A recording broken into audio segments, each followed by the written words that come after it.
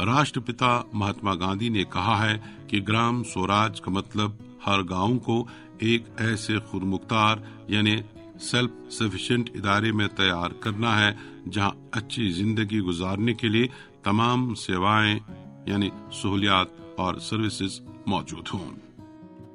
Development और infrastructure दो ऐसी चीजें हैं जिन्हें एक दूसरे से अलग नहीं किया जा सकता।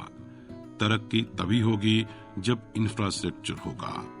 सस्टेनेबल डेवलपमेंट गोल्स के लिए इंफ्रास्ट्रक्चर एक बुनियादी जरूरत है जिसके बिना कोई भी गोल हासिल नहीं हो सकता। जम्मू कश्मीर की 70% आबादी गांव में रहती है जिसकी हर तरह की तरक्की के लिए इंफ्रास्ट्रक्चर होना पहली जरूरत है।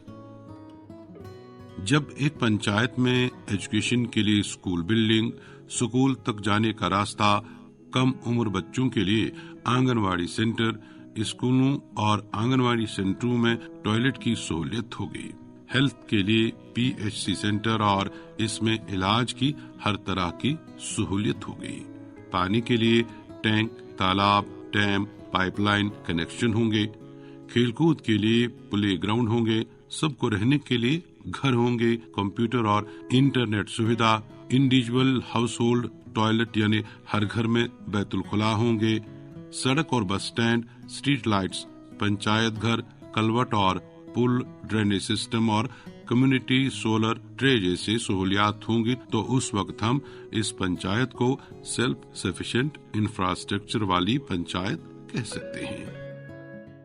सस्टेनेबल डेवलपमेंट गोल का एक बहुत इंपॉर्टेंट इंडिकेटर है self sufficient infrastructure in the village, जिसका मतलब है कि हर गांव में, हर पंचायत में सड़क, बिजली, पानी, पंचायत घर, एक कम्युनिटी हॉल।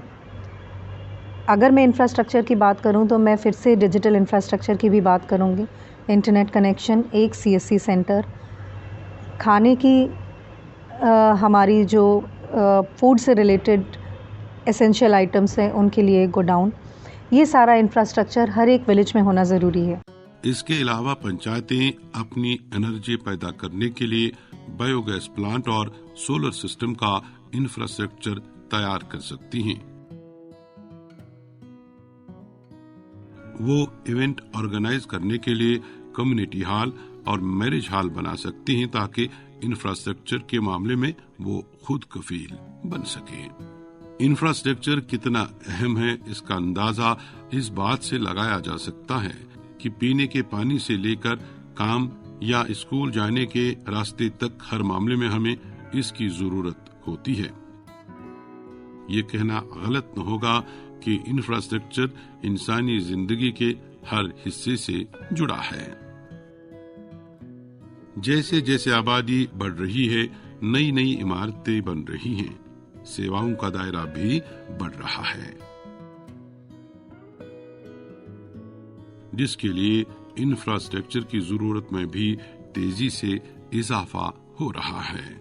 लेकिन इसी इंफ्रास्ट्रक्चर को मौसम और नेचुरल कैलामिटीज से नुकसान भी पहुंचता है। इसके लिए जरूरी है कि सस्टेनेबल इंफ्रास्ट्रक्चर खड़ा किया जा सके, जो तभी हो सकता है जब हम इससे जुड़े तीनों पिलर्स यानी इकोनॉमिक, एनवायरमेंटल और सोशल को समझ पाएंगे। इकोनॉमिक इंफ्रास्ट्रक्चर से ये मुराद है कि लोगों को ऐसा इंफ्रास्ट्रक्चर मिले जिसकी क्वालिटी पर कोई समझौता न किया गया हो और जो एक तवील मुद्दत तक लोगों के काम आए।